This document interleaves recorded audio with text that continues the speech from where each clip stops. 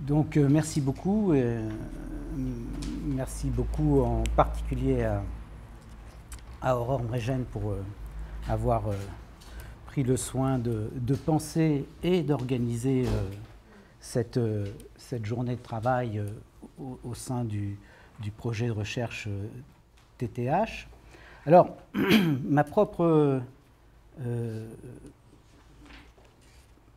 intervention va être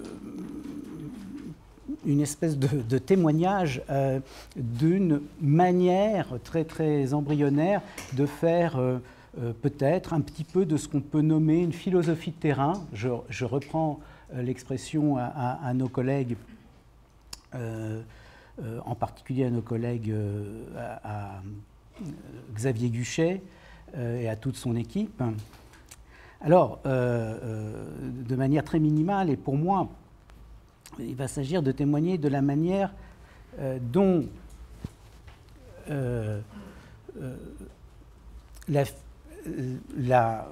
l'élaboration philosophique autour du visage que j'ai pu essayer de constituer et qui s'est toujours constituée dans un rapport constant à la philosophie de Lévinas, eh bien, comment elle pouvait être déplacée, voire bouleversée, par le terrain des vécus et des pratiques liées à la greffe de visage,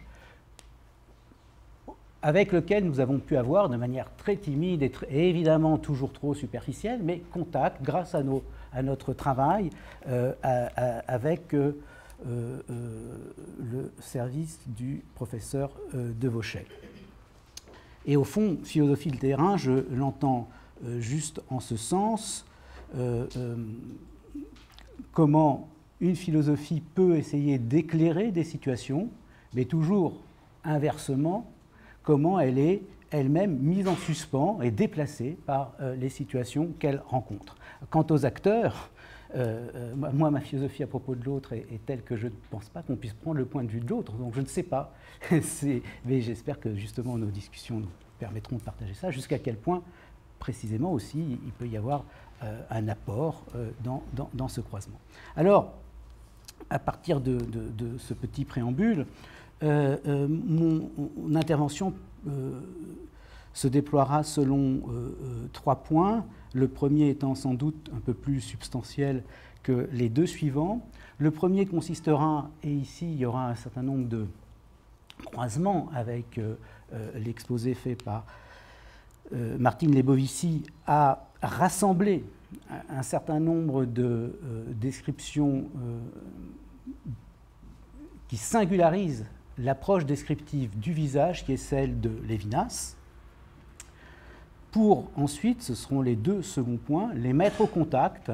Je garde une forme de flou dans l'idée de ce dont il s'agit quant à cette mise en contact, mais les mettre au contact avec 2 moments du terrain qui seront, le premier sera un petit peu une réflexion, une amorce de réflexion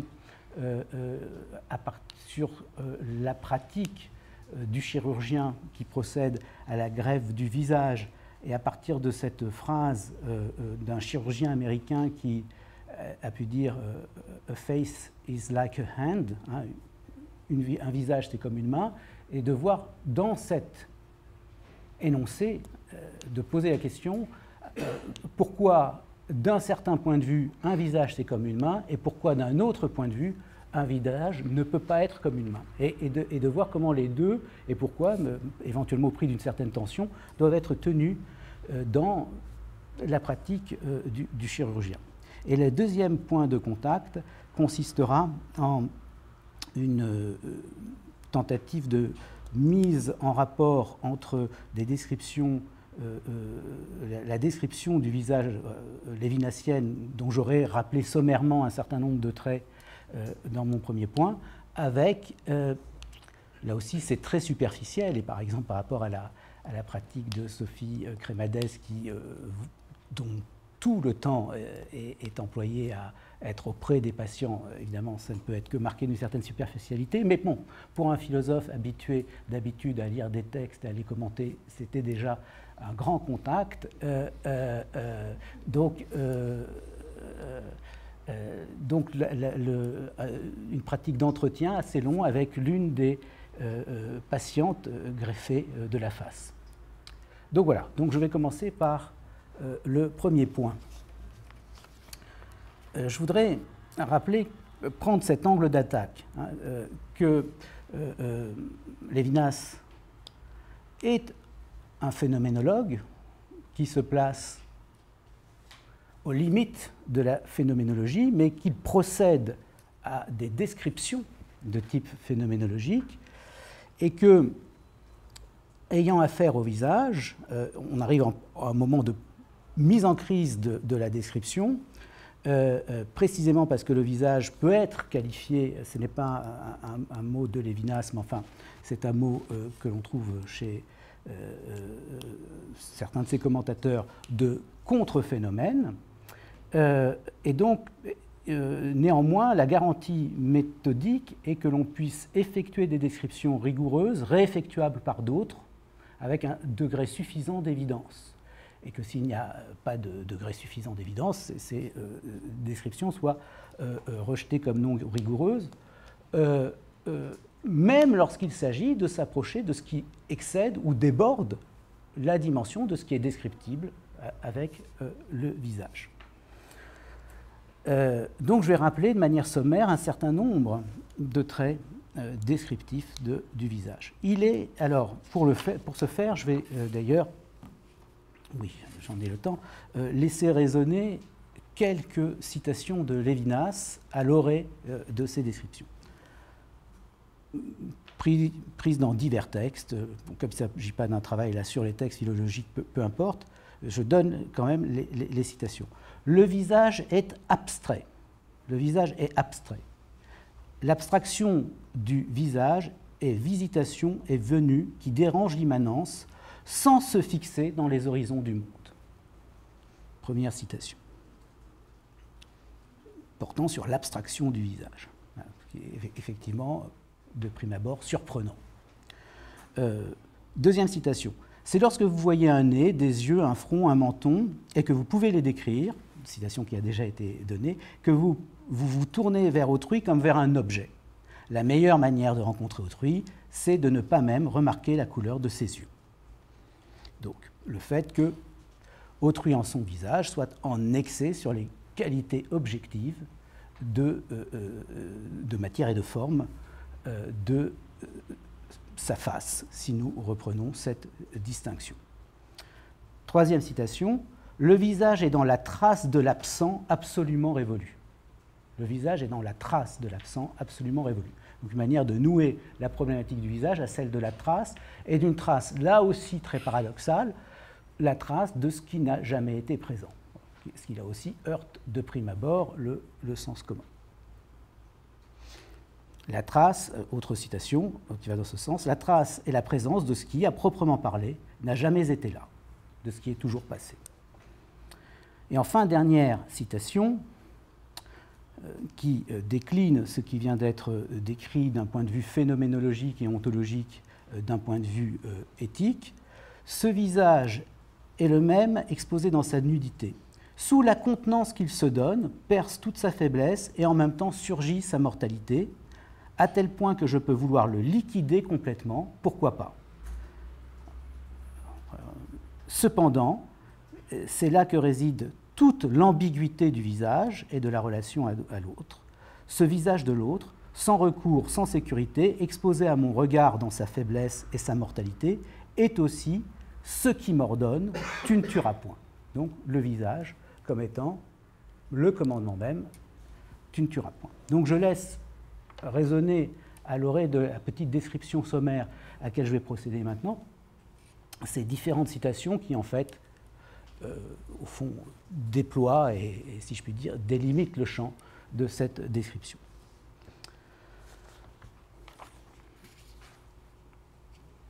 Alors, premier énoncé, à partir duquel je voudrais partir un énoncé paradoxal, paradoxal ne voulant pas dire contradictoire, hein, mais voulant dire qui heurte le sens commun. Le visage est tout à la fois le plus abstrait et le plus concret. Bon. Qu'est-ce que cela peut vouloir dire? Eh bien, abstrait, ici, veut dire, enfin, abstrait en général, hein, veut dire séparé d'eux, hein, sorti d'eux. Et ce que dit Lévinas, c'est que la description, que si nous faisons la description, alors soyons clairs, hein, il s'agit de faire la description non pas du visage, mais de l'expérience que nous avons du visage. Hein. Nous sommes en régime, dire nous sommes en régime phénoménologique, ça veut dire que cela est posé d'emblée, que maintenant tout ce qui va être dit l'est sous cette condition. Hein. Il ne s'agit pas de parler du visage objectivement, on a suspendu cette dimension-là, on parle de l'expérience que nous faisons d'eux. Bon. Donc, faire l'expérience d'un visage, c'est faire l'expérience que, précisément, comme là, si je fais l'expérience de vos visages, d'un certain point de vue, un visage est toujours enclos dans sa forme et est toujours pris dans des formes perceptives qui s'ordonnent les unes par rapport aux autres. Hein. Je peux décrire la manière dont les différents visages se présentent sur un fond, sont sur fond de la porte bleue qui est au fond de cette salle, comment les différents visages s'ordonnent dans une forme perceptive bien construite, mais que très précisément, faire l'expérience d'un visage et faire l'expérience de l'abstraction du visage, c'est que le visage perce et déborde toujours sa forme. Ne se laisse pas enclore dans un contexte. Alors il faut toujours dire les deux à la fois. Bien sûr, d'un certain point de vue, tous les visages sont aussi des choses qui se disposent dans le paysage qui est en face de moi.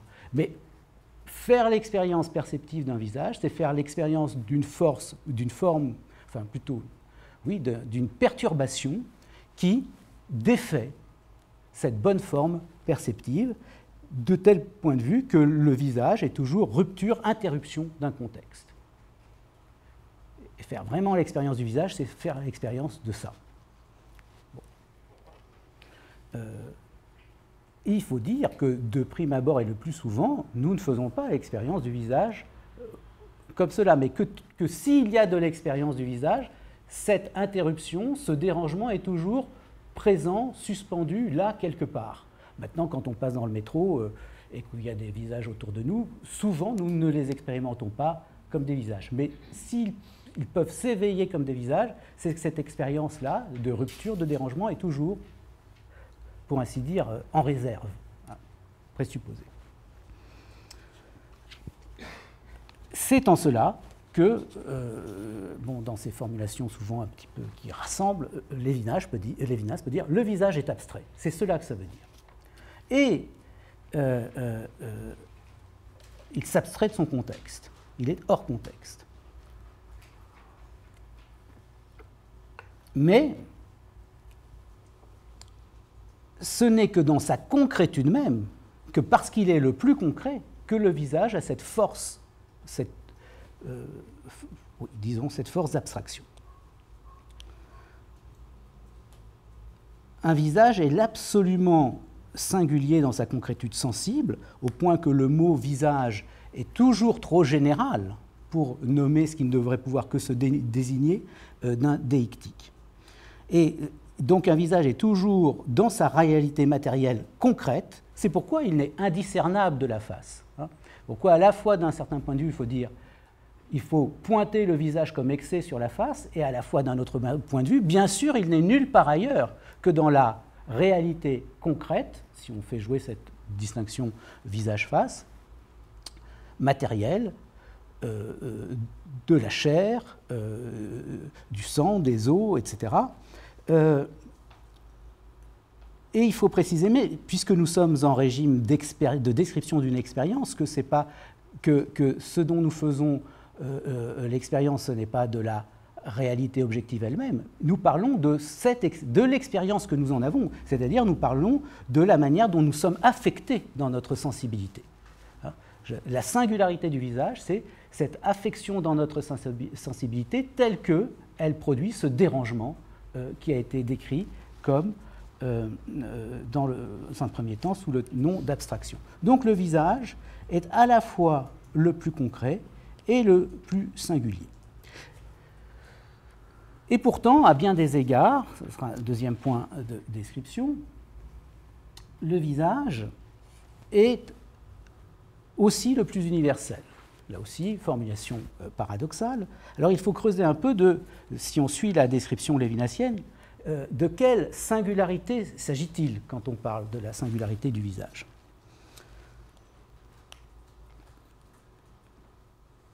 D'un certain point de vue, chaque visage est particulier.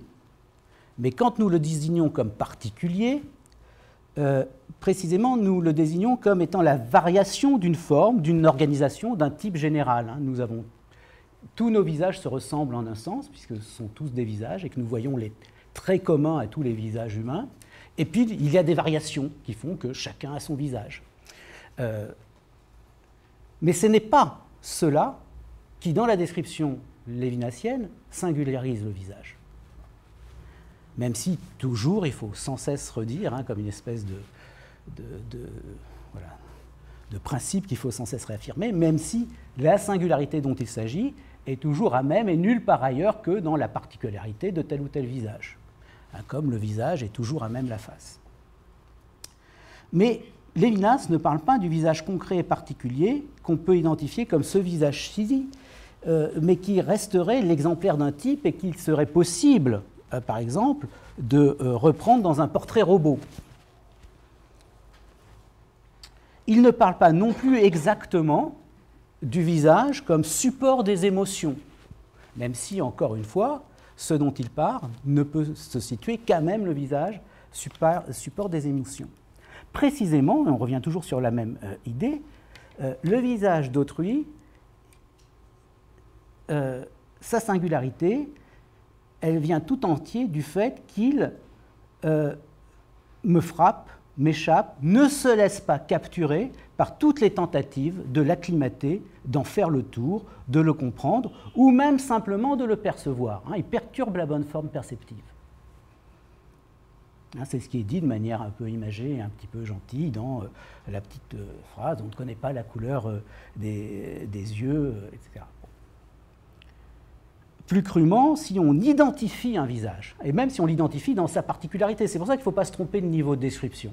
Si on identifie un visage dans sa particularité, comme un objet qu'on peut décrire avec des qualités objectives, distinctives, tel visage est plutôt mat, tel visage est plutôt comme ceci, etc., eh bien, on passe à côté de l'expérience de la singularité du visage. Le visage n'est pas ce qui se laisse identifier, il est plutôt une désidentification. Il est plutôt ce qui est en excès sur toute tentative de l'identifier.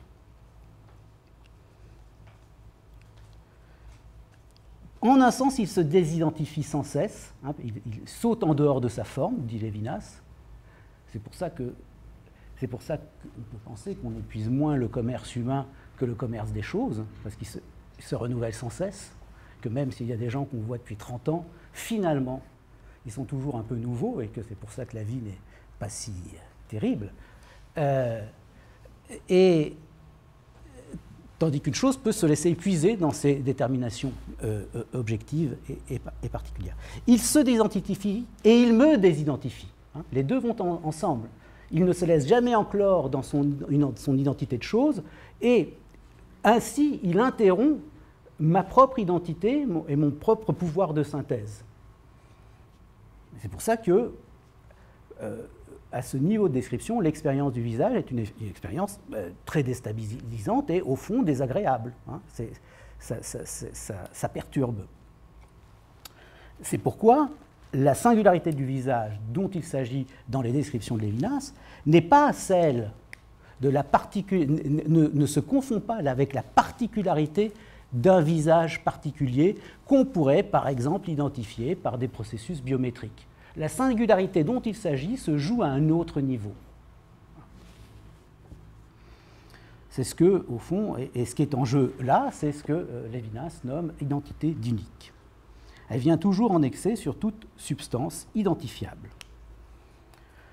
Cela dit, il faut sans cesse répéter pour éviter les malentendus, que ce visage comme excès ou défaut n'est cependant jamais nulle part ailleurs qu'à même la face, qu'à même l'os, les muscles, les tissus, qu'à même d'ailleurs la face qu'on peut photographier ou qu'on peut numériser, etc. Il est nulle part ailleurs, bon, puisqu'il n'est rien d'autre que le mouvement de défaire ce dont il s'agit. En même temps, on ne peut pas l'identifier ailleurs, il est là. Bon. Ce qui m'amène vers un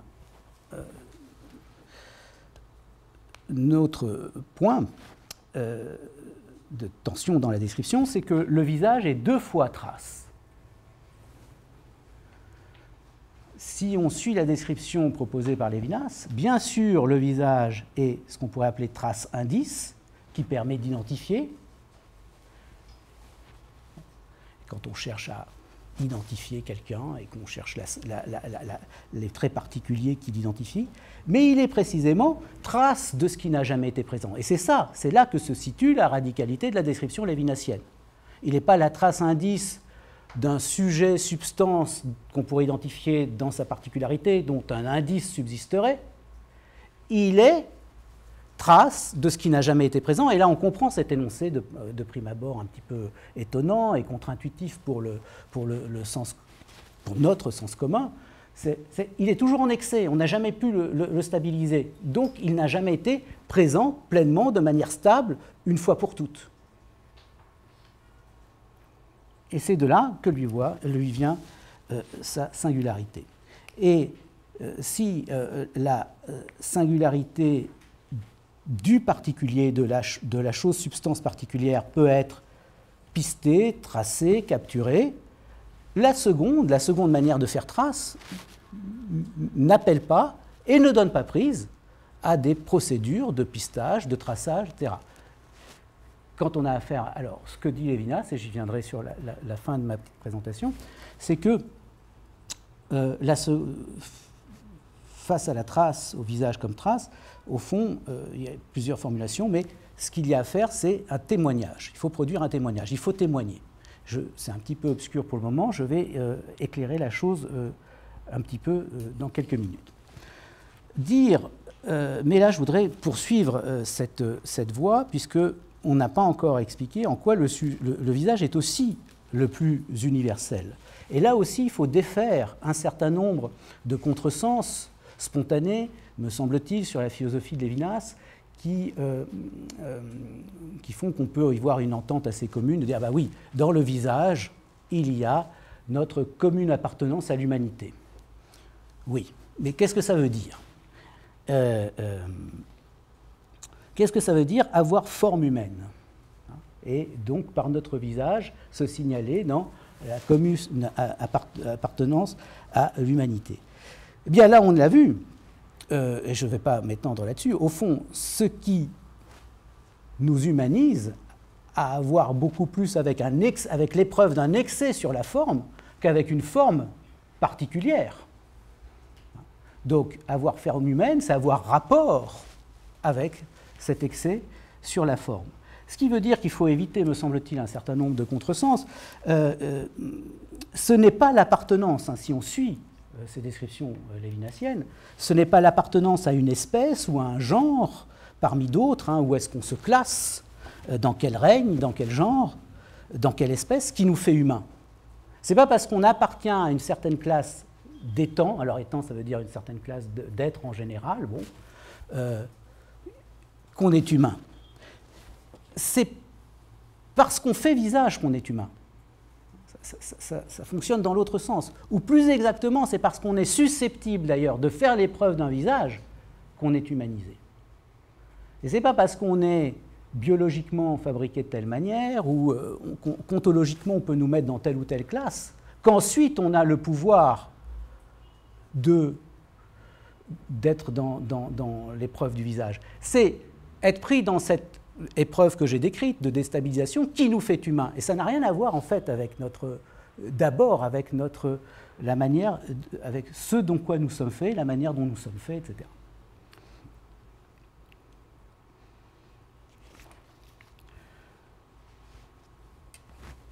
Ce qui fait d'ailleurs, et je laisse le problème en suspens, que du coup, la question de savoir où commence ou finit un visage est très compliquée à régler dans la philosophie de Lévinas, me semble-t-il, puisqu'on ne peut pas présupposer, ça serait présupposer la question réglée que de dire si je suis un être humain, c'est-à-dire situé dans tel secteur de l'arbre de l'évolution, je fais visage. Non, ce qui nous humanise vraiment, c'est de faire visage. Mais alors, où et quand commence et où et quand finit l'épreuve du visage?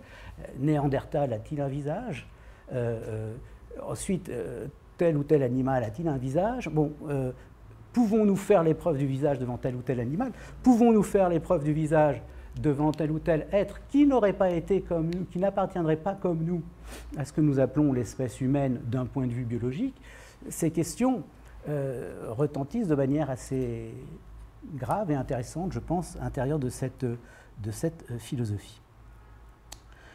Mais n'ouvrons pas le débat, il s'agit juste de situer les traits importants du visage et de défaire un certain nombre éventuellement de contresens spontanés. Cette manière que le visage a de se désidentifier sans cesse et de me mettre en question dans mon identité même, ce qui le fait visage, cette épreuve, cette expérience étant l'épreuve même du visage, sans qu'on puisse rien présupposer dans le monde, c'est-à-dire pas présupposer que ça appartient à telle espèce plutôt qu'à telle autre, etc., Lévinas appelle ça l'épreuve de l'infini. Voilà. Bon. C'est de cela qu'il est en jeu, de ce qui ne se laisse pas calculer, identifier. Alors un dernier mot dans la description.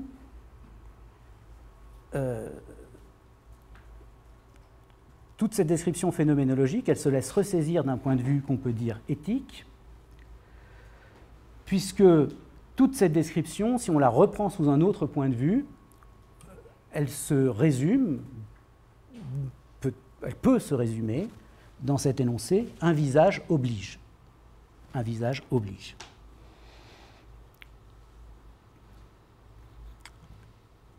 Ce dérangement, c'est une mise en question, une mise en suspension.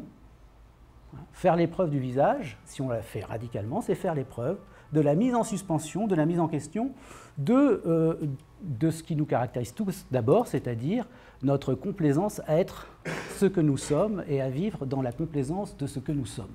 Bon. Chacun, et c'est d'ailleurs absolument, évidemment, légitime et un certain niveau de description. Bon. Mais un visage perturbe, suspend. Et précisément, il perturbe et il suspend en étant en excès, en ne se laissant pas enclore dans ce que je peux identifier, rassembler, etc. Donc il échappe à ma prise. Ce qui fait que, et je ne m'étends pas sur ces descriptions qui demanderaient à être beaucoup plus fouillées, ce qui fait que le visage, en tant que chose, puisque je l'ai toujours dit, toutes ces descriptions sont à même la face. Nulle part ailleurs. Un visage en tant que chose, rien n'est plus vulnérable et rien n'est plus manipulable. On peut agresser quelqu'un, on peut le défigurer, on peut aussi le manipuler, le réparer, travailler au marteau, travailler au scalpel, etc. Donc, en tant qu'objet, le visage est un objet qui, même en un sens, s'offre pleinement à la prise. Mais précisément, en tant que je fais, si cette description est accordée, toute la description dans laquelle on a procédé, il est précisément ce qui échappe à la prise, puisqu'il est en excès. Donc, d'où d'ailleurs, éventuellement, la hargne qui peut caractériser un certain type d'agression, parce que ce qu'on cherche à détruire sera toujours en excès sur la chose elle-même, même si, en même temps, on ne peut l'atteindre que là. Bon. Et c'est en cela qu'il oblige et qu'il commande, qu'il me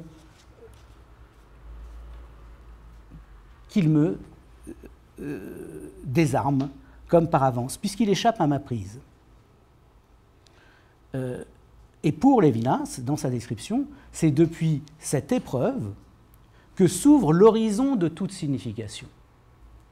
C'est-à-dire que tout sens articulé, produit, que nous pourrons produire, d'ailleurs tout sens des émotions, tout sens social, est précédé par le préalable de cette ouverture qui est juste l'expérience de « je suis mis en suspens » dans mon expérience d'être moi-même, dans mon identité conquérante. Je suis mis en suspens dans cette expérience et je suis confronté à ce qui, d'un certain point de vue, ne peut qu'échapper à ma prise. Et c'est depuis cette proto-épreuve que ensuite peuvent se déployer des significations sociales, des organisations naturelles qu'on peut connaître, etc. Voilà. Et c'est pourquoi, en rigueur de terme, de ce point de vue-là, mais vous voyez que c'est aussi en un sens tout à fait particulier, l'éthique, c'est la dimension éthique qui ouvre la dimension, je vais dire du sens, Lévinas dirait de la signifiance, pour marquer la distinction avec l'ordre des significations constituées, par exemple, langagières.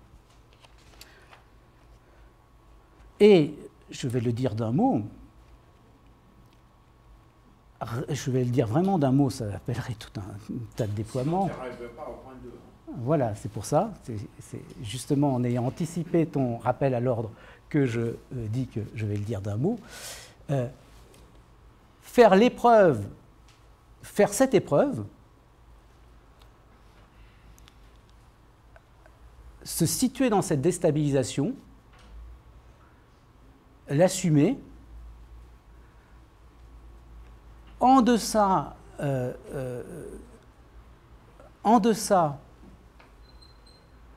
de tout langage articulé, comme un préalable à tout langage articulé, c'est témoigner. Témoignage, ça veut dire ça chez Lévinas. Témoigner, c'est je réponds. Mais cette première réponse qui veut dire simplement je suis là. Je suis là, je n'esquive pas cette mise en suspens et cette déstabilisation par ce qui excède toute tentative de l'enfermer. Je ne l'esquive pas et je réponds. Me voici. Voilà. Avant qu'aucune autre signification plus élaborée puisse être produite. Et comme le préalable à toutes ces significations qui ensuite pourront être produites. Et la dimension de l'éthique, ce n'est que ça. C'est cette espèce de noyau d'expérience originaire. Ce n'est pas des prescriptions, des « faut faire ceci ou faut faire cela », ce n'est que ça. Et ça a lieu, pour les raisons qu'on a dites, pour Lévinas, dans le rapport au visage. Alors voilà, je me suis livré à un exercice un petit peu nécessairement trop schématique, mais où j'ai voulu rappeler le noyau descriptif de l'épreuve du visage selon Lévinas. Pour revenir maintenant, brièvement, vers deux points de contact avec ce qu'on va appeler le terrain, c'est-à-dire en tous les cas cette expérience de travail que nous avons pu avoir dans le cadre de ce projet. Alors, j'ai lu dans un article, et je n'ai pas bien référencé, donc je ne sais plus quel chirurgien américain, pour le coup, avait dit « A face is like a hand ». Ce que ça voulait dire, sous-entendu, c'était que greffer un visage n'est pas différent de greffer une main, c'est plus complexe, plus difficile, plus exigeant. Il y a une complexité beaucoup plus grande de l'opération, mais c'est de même nature. Il y a une différence de degré, mais pas une différence de nature. Alors, il m'a semblé, en m'approchant un tout petit peu des pratiques et des questions qui se posaient, que la question se posait de savoir jusqu'à quel point un visage c'est comme une main, et pourquoi au fond dans la pratique que j'ai un tout petit peu vue, il fallait les deux à la fois, qu'un visage soit comme une main et qu'un visage ne soit pas comme une main. Et j'ai au fond entendu finalement des fois des énoncés qui tantôt allaient d'un côté, tantôt de l'autre. Alors, je pense qu'il pouvait y avoir parfois une irritation bien compréhensible de la part des équipes qui travaillent devant le discours, de les prononcer de l'extérieur et à distance, selon lequel le visage étant un morceau du corps humain privilégié, qui a un certain type de privilège, il est donc d'une manière ou d'une autre intouchable, ou devrait l'être. Et là, en fait, effectivement, il peut y avoir des discours qui réeffectuent une version tout à fait ordinaire, du sacré, de la sacralisation. Ce qui est sacré, c'est ce qui doit rester pur, indemne, non touché. Quand on arrive avec ce type de discours, effectivement, on arrive avec un discours de limitation, d'empêchement d'agir, etc.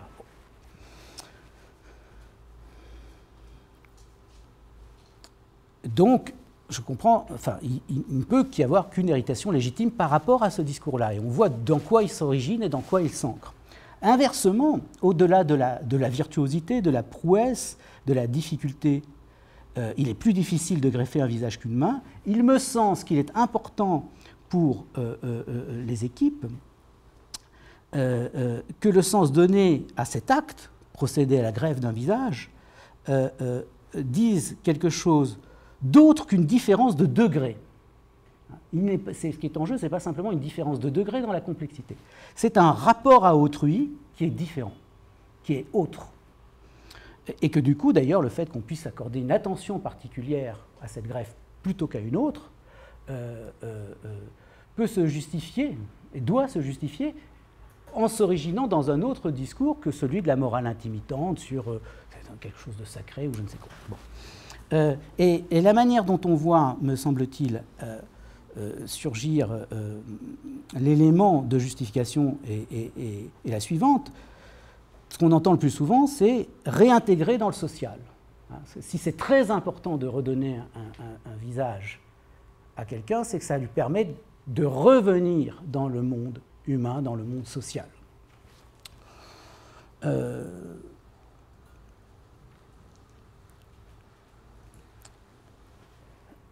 Et c'est là que, mettant au contact ce que j'ai compris, en tous les cas des descriptions de Lévinas, avec ce que j'ai vu du terrain, je voulais faire cette hypothèse qu'on pouvait donner à cette tension sens autrement.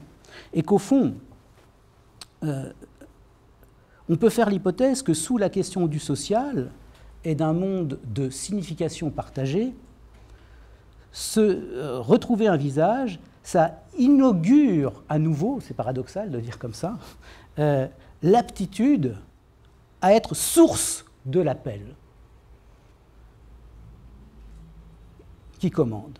Faire visage, c'est pouvoir mettre en question, c'est pouvoir interrompre le train-train de la vie se faisant des uns et des autres. Quand on n'a pas de visage, c'est pas tant... Enfin, l'hypothèse et le point de description que je propose, c'est pas tant qu'on n'est pas dans les significations sociales partagées, c'est qu'on est en deçà même dans l'impossibilité d'embrayer le social. Que ce que Lévinas décrit comme ce témoignage devant le commandement par le visage d'autrui, c'est cela, c'est une expérience proto-originaire, plus originaire que celle des significations partagées dans le social. Et que si, du coup, redonner un visage à quelqu'un, ça a du poids, ça compte, et c'est pas comme greffer une main, c'est parce que c'est une manière de réembrayer, de réouvrir la possibilité même du commerce humain, mais en deçà même de ce commerce constitué, institué, où nous partageons des significations. C'est-à-dire, tout simplement, en deçà même par exemple, du décryptage d'émotions sur un visage. Faire visage, c'est pouvoir interrompre l'allant de soi, de la vie des autres. Et évidemment, à chaque fois, il faut dire, il y a un incognito de l'un dans l'autre. Ce n'est qu'un visage pouvant exprimer des émotions qui peut procéder à cet embrayage. Mais en même temps, le niveau de description, si on suit Lévinas, prétend toucher un niveau d'expérience plus originaire. Et autre élément,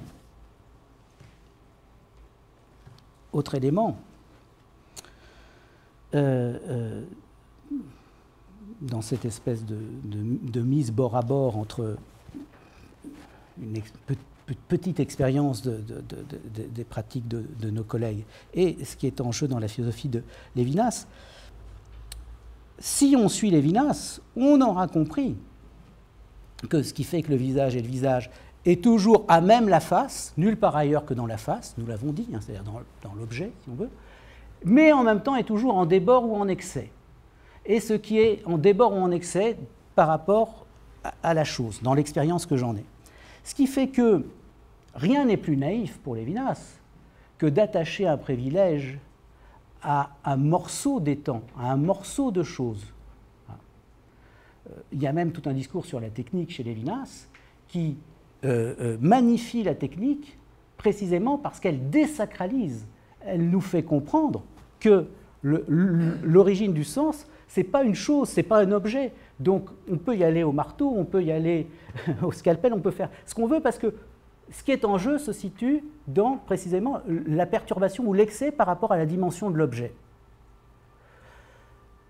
Et dès lors, effectivement, il me semble qu'en tous les cas, mobiliser Lévinas pour tenir des discours selon lesquels, par exemple, le visage est sacré, que c'est un morceau du mobilier ontologique auquel il ne faut surtout pas toucher, bon, ça me semble tout à fait, voilà, pas pertinent. Hein, que au fond, c'est, je crois, même un contresens sur cette philosophie. Au contraire, on peut travailler tant qu'on veut dans les objets. Et la face peut être travaillée. Mais il est vrai, et c'est sans doute là ce qui peut donner du sens ou un poids de sens à la pratique du chirurgien, que effectivement, il n'en reste pas moins que le visage est le lieu exemplaire où l'expérience de ce débord a lieu. Et que donc travailler sur la face, le visage n'étant nulle part ailleurs que sur la face, c'est tenter de restaurer les conditions de possibilité de cette expérience fondamentale qui embraye l'ouverture même de toute signifiance. Et que c'est pour ça qu'un visage, c'est comme une main, ou comme face, c'est comme une main. Bon, c'est un morceau du corps humain qu'on peut et qu'on doit travailler, et que ce n'est pas comme une main, et qu'il est important de tenir les deux. Mais il faut savoir que précisément, du coup, on procède à deux niveaux de description différents et les identifier pour ce qu'ils sont et identifier ensuite, effectivement, leur point de contact toujours nécessaire. Alors, normalement, j'ai combien de temps où c'est fini ? C'est fini. C'est fini, ben, on va dire que c'est fini. Je ne ferai qu'un volet de ce que je voulais dire, mais c'est mieux comme ça parce que sinon je vais. C'est pas grave, j'ai dit des choses quand même. Et puis j'aurai quelque chose à dire une autre fois, donc c'est très bien. Oui, non, c'est pour un alibi. Merci. Voilà.